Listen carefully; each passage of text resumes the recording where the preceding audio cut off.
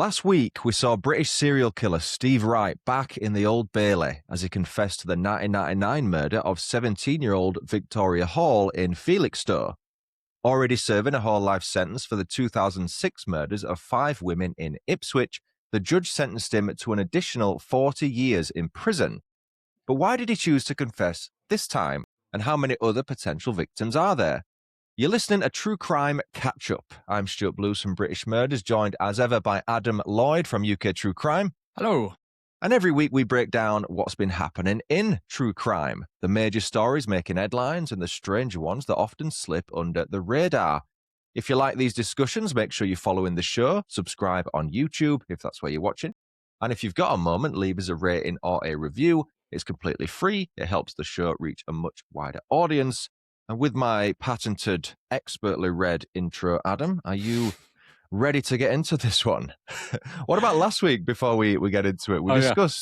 We discussed, I thought, very neutrally, the Lucy Letby case. And we got pelted by defenders of Letby. Now, we clearly went in saying, we're not saying she's innocent, we're not saying she's guilty, we're just saying she's not had any additional charges added. And then we moved it into a wider discussion about other miscarriages of justice, which realistically leans more towards the innocent conglomerate of people, let's say. We got pelted, didn't we? But the worst thing is, Adam, is that they don't just disagree with your opinion, even though we didn't have one. They also call you names. Oh, that's great, isn't it? It's great. Love it, don't you? I think it's brilliant, yeah. Anyone that did comment, thanks. I thought it was hilarious for the most part. But me especially, I got pelted by this one person. Just for the record, that younger geezer. I assume it could have been me, yeah. It was you that insisted we did Lucy Letby. I said, no, let's steer well clear. But no. Get a grip.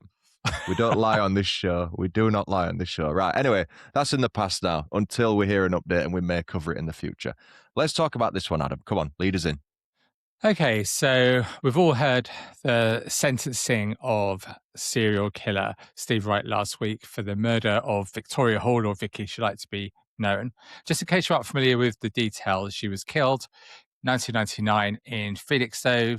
Vicky was almost 18. She'd been out to a nightclub for the evening with a friend. They walked home. They left each other about 200 yards from her home. She was then abducted and murdered. But on top of this story, well, before I say on top of this story, firstly, I see that picture of Vicky Hall smiling, full of life, full of hope for the future, Stuart. I'm sure you do too. It's a haunting picture, isn't it? Yeah, it is. It's just so tragic. It really is.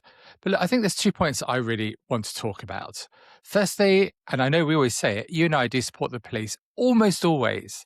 But here, the investigation into Vicky's murder, it was so poor. In particular for me, there was another young woman who Wright tried to abduct just the night before, Emily Doherty. She gave police enough information for them to have identified Wright by his car. So had they acted properly on the information from Emily, there were a total of 10 vehicles in Suffolk matching her information that she gave. 2 were female owners, and out of the remaining 8, only 2 were registered to addresses in the Felixstowe, Trimley or Stone Market area. These 2 cars included a bright red Ford Fiesta and then Wright's vehicle. A simple error? Or was it a massive, well, I know what it was. It was a massive opportunity missed. And Emily, when she spoke later on to Sky News, she said that she was treated appallingly by the police, said she felt she wasn't taken seriously. And now she's lived all these years with survivor's guilt, knowing that she thinks that she could have stopped what happening to Vicky happen, where she couldn't. She did all she could, right? She gave the police all the information. Well, that's it. I mean, it's worth adding as well that another woman has been in the press recently. She chose to remain anonymous because she believes she was almost kidnapped by Wright as well. This was a day before Emily. So that's 3 days in a row where Wright has tried to kidnap women. And in Victoria's case, a teenage girl. And sadly, she did not escape with her life. Now, regarding the recent developments, though, it's got to make for uncomfortable reading for the police. Yeah. Because during the sentencing hearing, that was on Friday, just gone, February 6, 2026, even the judge asked questions about the investigation's failings. And of course, the reality is that if Wright had been caught, Firstly, I mean, Vicky may have survived, and the 5 women killed by Wright in Ipswich certainly would have. Hmm. I mean, I want to say the names here as well. There's Tanya Nicol, Gemma Adams, Anelia Alderton, Annette Nichols, and Paula Clennell. I think it's important we remember they were real people. So often they're just described as the 5 victims of a serial killer, right? Yeah, I think I hate it's it. important to remember the names. But as we've said many times, there's fine margins and high stakes of police work, especially when mistakes are made. Hmm. I mean, if we move on and look at whether Wright killed beyond the 6 women we now know about, how realistic do you think that is, Adam? Well, I was listening to top criminologist Professor David Wilson last week, someone you should always listen to, of course. And of course, Stuart, as you know, a guest on this show when we were at CrimeCon. Was it CrimeCon London? It was, wasn't it? Yeah, you may say he hijacked the show, but I say he was a guest. Oh, he was fantastic. But what he says is that Wright confessing is totally out of character. He didn't confess to the other 5 murders. So he thinks that the police must have some sort of leverage on him. He asks whether this could be something related to his family or maybe a new breakthrough forensic technique. And if Professor David Wilson is right, and let's face it, Stuart, he often is, this must give hope to the families of other potential victims of Wright, if for whatever reason he's now prepared to talk. And surely there must be other victims, both before he killed Vicky and in that 7-year gap between Vicky's murder and the Ipswich killings. Now, I've seen some speculation online, I'm sure you have as well, that there could be as many as 15 potential victims, not just in East Anglia, but in the Brixton area where he spent time, and also all over the UK from his time working as a lorry driver. I know in your episode last week, Stuart, you spoke about the link to Susie Lamplugh, didn't you? Yeah, and before I explain that link between Susie Lamplugh and Steve Wright, I'm cautious, and we need to be aware of this, Adam, that we do have some international listeners who aren't always aware of the stories we discuss. Both of them, Stuart. Yeah, all 2 of them. I think there was 2 comments, actually, so yeah, you're right. I say this because a few people last week wished that we'd have given a brief overview of the Lucy Letby case when we discussed that, because we perhaps naively assumed that everyone listening would know the story. So for those of you not in the know, Susie Lamplugh was 25 years old when she disappeared. This was in July 1986. She worked as an estate agent in Fulham, West London. She left her office to meet a prospective client referred to in her own work diary as Mr. Kipper, but she never returned. Since then, no body has ever been found, and in 1994 she was officially declared dead, presumed murdered. Her case remains one of the most well-known unsolved disappearances in British history. So there's the context for anyone not in the know. Now, the link with her and Wright is down to the pair knowing each other. This is via their time spent working on the Queen Elizabeth II, or QE2, was a luxury cruise liner. And the speculation that Wright could be this mysterious Mr. Kipper who's suspected of abducting Susie. The reason for that is down to Wright allegedly using the term Kipper to refer to someone's face. It's a term he used frequently. Have you ever heard that? I've heard this story, but I've never heard the word Kipper be used. I wonder if that's an East Anglia thing. You heard that before? No, I've got a clue what you're talking about. Say that again. So, okay. Well, it's good that Adam's listening, isn't it? I hope you guys are. Steve Wright used to call people's face Kipper. So I would say your mush is what I would say. Right, I get hit in the mush. He used the word Kipper to refer to people's faces. He used it quite frequently. Oh, that's interesting. And Susie was going to meet someone that she wrote in her diary as being Mr. Kipper. Right. It's a stretch. I get it. And they did speak, though. So they were on the same staff on the same cruise liner, which was massive. So it's not like you'll know them all intimately. Wright's ex-wife said that he and Susie, they weren't close friends or anything, but they did speak from time to time. And that Wright was supposedly on shore leave when Susie disappeared. So again, more circumstantial evidence there. However, in 2008, the Met Police dismissed the link as being speculative at best. Now, I think David Wilson has echoed that sentiment too. Adam, did you tell me the other day? Yeah, he has. And so have many other credible experts in this area. I mean, you can argue the Met Police would dismiss it as speculative. Of course they would. That's one argument for it. But when I look at it, it seems a very different sort of case to the ones that we know that he's guilty of. So Wright's victims were vulnerable women who were alone. Susie Lampley, on the other hand, she was a professional estate agent, abducted during a daytime work appointment. It's a big behavioural mismatch, isn't it? And also the geography, Stuart. Have you looked into this? I've not, but it seems strange that the 5 women he killed in 2006, especially, Hmm. they all, I mean, a few of them knew each other in the red light district of Ipswich there. I Yeah, mean, it's pretty far away from West London, right? it is. Seems weird. And there's no solid evidence placing Wright there. There's no reason why he wasn't there, of course. But one of the other big things for me is Wright's crimes, as I see them, they were all opportunistic, weren't they? All the 5 victims in Ipswich, Vicky Hall, and even those he tried to abduct the night before and the night before that, they were all street-based, where he would near enough hide in the shadows and then take his victims by surprise. And from what I see, there's no indication he used any deception, any fake identities, or arranged meetings in advance, which are key elements in Susie's case. It doesn't rule him out, does it? But to me, it says it's quite unlikely. It does. I mean, not only is the MO different, but again, his choice of victim is severely different. And it doesn't mean he didn't do it. Hmm. But typically, a lot of the victims will share some same theme. So, for example, the 5 women in Ipswich, many of them were dealing with substance abuse issues. They worked as sex workers, with the exception of Victoria Hall back in 99. She was an A-level student. She was just 17, remember?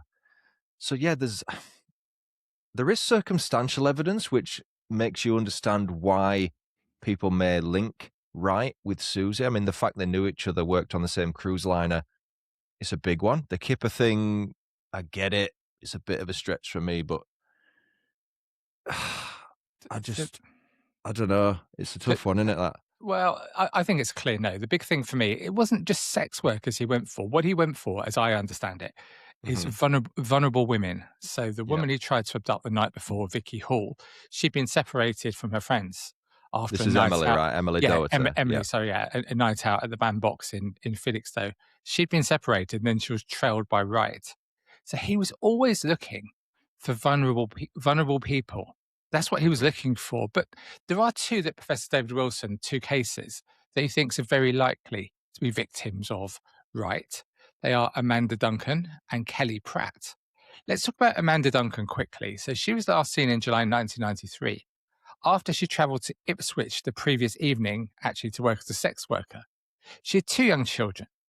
She was last seen about midnight in the Ipswich red light district when she was speaking to the driver of a Ford Sierra, it's believed, who's never been traced. So at the time, Wright was using the services of sex workers locally whilst living close to his dad and his stepmum in Felixstowe. And Felixstowe is about 20 minutes, 25 minutes away from Ipswich, not far at all. But Amanda's body has not been found and nobody has ever been convicted of her murder. What do you think, Stuart? It looks pretty likely to me. Yeah, I mean, I think it's a reasonable question to ask. I can see why his name is potentially involved with that one. I mean, as for Kelly Pratt, she was 28-year-old from Newcastle, dealing with addictions, which meant she did lead a rather chaotic life. At the time of her disappearance, she worked at a sex worker, so there's a lot of similarities there with, yes, vulnerable women, but some of the specifics there really are in common with the 5 women killed in 2006. Kelly was last seen outside the Rose pub in Queen's Road in Norwich. So that's Norfolk, which borders Suffolk, which is where Ipswich is. And that was on June 11th, 2000. She took a call, disappeared, and again, her body has never been found. No one's ever been convicted in relation to her disappearance. And again, it's an area that Wright knew well. He'd used the services of sex workers there previously, just like he had in Ipswich. And it was around that time he also tried to take his own life. This was via an overdose of pills. The second time he tried to take his own life. The first, I believe, was in 1994, I think I mentioned in my episode. Right. I mean, it looks like the prime suspect to me. But there's plenty of other unsolved cases that, it's like Peter Sutcliffe. There's a whole book of potential victims of Peter Sutcliffe. There's a lot here with Steve Wright, isn't there? And you can understand why. There are so many others. I mean, if you hear what different people have to say. I think I counted this week up to like 20 potential victims, maybe, or then maybe there are just the six. We don't know. But what I'd like to do, Stuart, is to shift the conversation a little into how some of these cases have been reported, something we've spoken about before on this show, haven't we? But one name often mentioned is Natalie Pearman, who was just 16 when a lorry driver found her dead in a lay-by. She was murdered in November 1992, just a few hours after she was last seen working as a sex worker in the red light district of Norwich. Now, officers believe they have the killer's DNA. If so, surely that must rule out right, although I still see people trying to associate him with her. But I read an article by her sister Georgina, her younger sister. I found it incredibly moving, and there's just one little paragraph here I'd just like to share with you.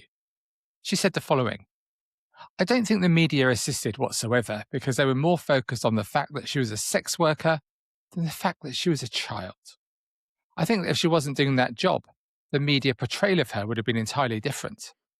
The main point should have been that this child was found strangled, not that a sex worker was found strangled. I feel anger when I see those reports. I don't know if it would have made a difference in the case, but I believe that if this was to happen now, it would have been perceived completely differently. The understanding of these ladies and the job they do is so much different now, and people understand and sympathise with them more than they did 32 years ago. So Georgina wrote that last year, Stuart. Wow. It's powerful. And I think the media, and that includes podcasters such as us, I think we are getting better generally in how they and we report on people who are killed or injured, especially those who work in the sex work industry. Now, as you did, we've talked about this briefly. I covered Wright's recent sentence on my own podcast on Friday, and I used my old script for that. So this is from my very first season in December 2020. And I was shocked at how, even just 5 years ago, the language I used was completely unacceptable. Yeah. I actually used the P word instead of sex workers, which I'm admittedly embarrassed by. Yeah. I mean, I'm willing to admit it here. I've grown, I've matured and learned a lot since that time. I'm big enough to admit when I was in the wrong. And as Georgina said, someone's job doesn't define them. Hopefully we'll continue to see even more respect of that regard in the reporting. It's amazing if you go back, especially in the 80s, the 90s, if you look at old newspapers, if you are researching a case, the language used at times is terrible, isn't it? You must have seen that. It is. And we still see these horrible words used, don't we? We've discussed this before, Stuart. People talk about the Ripper. And even this last week, I've still seen Wright described as the Suffolk Strangler. I mean, it's outrageous that they use that terminology, I think. It is. I hate that. Again, that's a part that I cut because I re-recorded my old script after I'd rehashed it and reworded it, modernized it, let's say. Yeah. But even that, I mentioned that not in a bad way during my first episode, but I just cut that out this time because I think I don't want to promote monikers. I don't think they serve any other purpose than to seal their infamy forever. You know, you see the mugshot of him smiling already. You know, it's as if he's loving the attention, which it just winds me up. But what amazes me, Adam, is that, and we see it so often, especially with serial murderers, is, like you've just said, how much focus remains on him as opposed to Tanya, Gemma, Aneely, Annette, Paula, Victoria, and any others that we don't yet know about. I'm sure everyone listening has seen, as I've said, this mugshot of him. He's got a wry smile on his face as if he's so happy with himself. This was taken after he was arrested for this while in prison in 2024. But the ball very much appears to be in his court, doesn't it? Because Victoria's is the first murder he's admitted to carrying out. As you said earlier, he still hasn't admitted to killing those 5 women in 2006. You mentioned that Professor Wilson thinks the cops may have something on him. Yeah. But do you honestly think he's going to talk now and admit to other crimes? I mean, he's inevitably committed more, right? But is this going to be a floodgate opening type situation, do you think? Well, you wonder what the leverage is. There's talk of a new DNA technique that's coming out at the moment. So maybe that's going to. I know. For example, with Natalie Pearman that we've just spoken about, I know that police have got DNA who they believe is her killer. So I don't know. Maybe it's some aspect of that could link Wright or somebody else to her murder. So maybe it's DNA related. But maybe there's so many options it could be. I don't know his family situation. I don't know what leverage the police could have with his family on the outside, or somebody else he cares about on the outside. Or he's what is he now? 67, I think. Yeah, it's getting on. Is Yeah. he? I don't know. Is he pushing to be moved into a? It's ending, not ending the end of his life, nearing the end of his life, but is he pushing to be moved into a different place to be housed? Is that what he's thinking about? We don't know. Frankly, Don't know. I Could almost be don't. ill. You don't know, do you? Yeah, could be ill. But the positive for me is if for him to, well, the other point to say that one of the reasons I think he may have confessed, I think it might be more simple than Professor David Wilson said, is I think that the judge and the prosecution agreed that they were going to tell the jury that he had been convicted of 5 murders. Maybe it's Right. something as simple as that. I don't know. What you mean for gratification, or what? What do you No, mean? sorry. So I mean, with the Victoria Hall Mm. trial that didn't go about, before he admitted it, if he pleaded not guilty, they'd agreed that the jury would have been able to be told that he was already committed Got you. 5 murders. Which So that, normally they would have omitted, yeah, wouldn't they? Yeah. that Okay. could have been it. Because then, does he not look like the big man? Does he look like the sad, pathetic individual that he is? I don't know. I just don't know. I think my concern with it, though, is there must be something tying him to confirm this Victoria Hall murder, Yeah. right? I'm sure there is. Forgive me if I'm not stating what it is specifically. But my concern is that we have another Levi Belfield situation where he starts admitting to stuff here, there, and everywhere just to get his name back in the papers. That's Yeah. a slight concern I have. Whatever he's admitting to, there needs to be some kind of evidence backed up, right? He can't just say, I did this, and then that gets treated as fact. No, but whatever they do, I just hope our. I know we got staff shortages. Please, can everything not keep taking quite so bloody long? Even the Victoria Hall stuff, getting it to trial. I'm no I'm no Colin Sutton, but it didn't seem the most tricky look like him. case. But it didn't seem the most difficult. Why does it all take so long? And why are they not? We don't know what's going on in the background, right? But can't we just get a move on? Because particularly these potential victims, their family members are now getting older, their parents, their grandparents. Yeah. And we saw with Victoria Hall's mum, didn't we, that she died just last December. So she died not without long ago, seeing yeah. justice. Yes. Awful. And this is what we should be looking at. We should be speeding this stuff through, shouldn't we, to get them some answers? We should, but then again, you've got to think of how many new crimes are committed every single day. And I think, sadly, the resource has to go on current and active crimes versus it's pretty well known that cold cases are always at the bottom of the pile. It's a sad state of affairs, but that just seems to be the situation. One thing I want to address as well is that some people online, this is just again based on the Facebook group I have. Yeah. They don't necessarily understand or see the point in sentencing someone who's already got a whole life order. So he's already never going to be paroled. He's going to die in prison. And I get that, but the sentencing kind of makes it all official, right? It might bring some closure to things for the family. Plus, there are people who, and I know in this case it's what happened, they were given the chance to read out victim impact statements in court. So it gives them a chance to finally have their voices be heard, to confront the person who's caused them so much grief for years and years. So as much as I do take the point of why give him anything else, he's already in prison for life, it has to be a formal charge, which is now official. That's kind of all there is to it. But again, I do understand that. I just wanted to clarify that because some people have been asking that on my Facebook group. No, you're very right. And I'm just looking now at Stephen Hall, his impact statement. He said that the family's whole life was turned upside down the night she was killed. And he said this, which I thought was really interesting. Every aspect of our life was damaged, down to the way we think, the way we look at things, everything, including the way people look at our family. And it's so true. They must have their day in court, mustn't they? They must have their day in court because it's important. Victoria was 17. Her life mattered, right? Exactly. It's pointless saying, oh, he did it, and that's the end of it. He still rightly should get punished, even if that sentence is concurrent with what he's already been served. But should, and here's the question people want us to ask each other, should we keep him in prison? taxpayers, our expense? Or is this a case where the death penalty, even on an exception basis, should be brought in? Many of my followers believe so. Now, you and I are dead against capital punishment, but would you lose any sleep if he got executed tomorrow? If one of the doctors there accidentally gave him too much medication, would anyone cry? No one would care, I don't would they? think so. I don't think anyone would. But the argument again is the exception doesn't make the rule, but also, do we still morally have the right to take a life? Does us taking someone else's life not just justify other killings? There's so many moral aspects of this. It's not as black and white as in this case. I think it would be pretty black and white. I don't think anyone would be asked. But well, you say that. What about the families of those that we've spoken about today?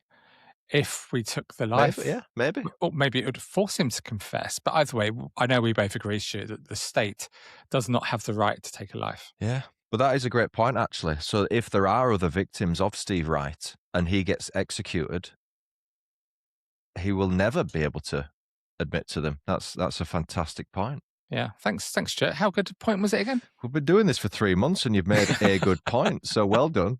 You're on form to make 2 for the year. Well, look, let's move on. I know it's a sad time for you because you've got to get back to your life without me, and I know that's always tough for you. I know, but it is. I'm sure you'll ring me within 45 minutes anyway. Like. But it is time to finish anyway with our animal story. So come on, give us something to cheer us up. Give us a good animal story this week. This is a great animal story. It's a dog one. We love dogs here and cats in Adam's case. So there was a corner shop. Can you say that nowadays? Convenience store? I don't know. A corner shop, an alarm went off at 2:17 a.m., right? Now, everyone assumed it was a false trigger. We've all been there. The alarm goes off in the middle of the night. You think, oh my God, someone's burgling us. But normally, sometimes a spider might cross the sensor. How big a spider, Stuart? Oh, man, we've had the alarm go off because of a big spider. Really? Oh, I get some big ones in this house. I get rid of them. But yeah, everyone except Max thought this was a false alarm. Now, Max was a retired police dog, an old boy, half blind, slower than he used to be, bless him, but still wired mentally, still had the experience to recognize that there was trouble a-brewing. So from across the garden, or from his garden across the street, I should say, he heard the scrape of metal and the unmistakable panic breath. Adam wrote this. The panic breath of a man who didn't belong there. But instead of barking like so many dogs, my pug included, perhaps would, Max did something much smarter. So he limps to the gate, he pushes it open with his schnoz, and he lay down directly in front of the shop's fire exit. Such a good story, this, honestly. So this is the exit that the thieves would typically use, right? It's the quick escape. When the burglar burst out seconds later, he's got his mask on, he's got a bag full of cash, I'm thinking $sign on the back, a striped jumper. He trips over Max, over his body, who's laying on the floor, and he falls face first onto the pavement. And Max then clamps onto him, onto his sleeve, and he would not let go. By the time the police arrived, I assume they've heard the alarm. The burglar was crying, the stolen money was scattered everywhere, and Max was just sitting calmly beside him, his tail wagging ever so slowly, bless him. The next morning, the shopkeeper taped a handwritten sign in the window which read, "Crime prevented by Max. Payment accepted in sausages." Love that. Max then went on to have a long sleep for the rest of the day, which I think is a just reward for a job well done. Absolutely, and it's just worth remembering all the worst parts of humanity we've discussed today, and then there's all the positives, and it often comes down to our animals, doesn't it? Who are just wonderfully wonderful. Well said. He is a wordsmith, this guy. I think on that Shakespearean bombshell, we should leave it there for today's episode. If anything we've covered got you thinking, if you think there's a story we should cover or a topic we should dive into, maybe you want to slag us off about Lucy Letby again, feel free. Do it. We'd love to hear from you. You can drop a comment on YouTube along with all the others, or you can join our Facebook group to get involved. We have new episodes every single Wednesday. They do drop on Tuesday nights on YouTube if you want to get there early. So make sure you're following us on YouTube as well as Spotify or wherever you follow your podcast so you never miss an episode. And if you've enjoyed today's catch-up, you could leave a quick rating or review. It's a massive help. It doesn't cost you a thing, and it helps other true crime fans reach this. It's not a new show anymore, but it's newish, right? It's a few months old, and you've heard Adam make his first salient point. Yeah, so fantastic. If you follow, there might be more in the future. Could be. End of the year. End of the year, yeah. End of 2027. But thanks for catching up with us. We will see you next week. Cheerio.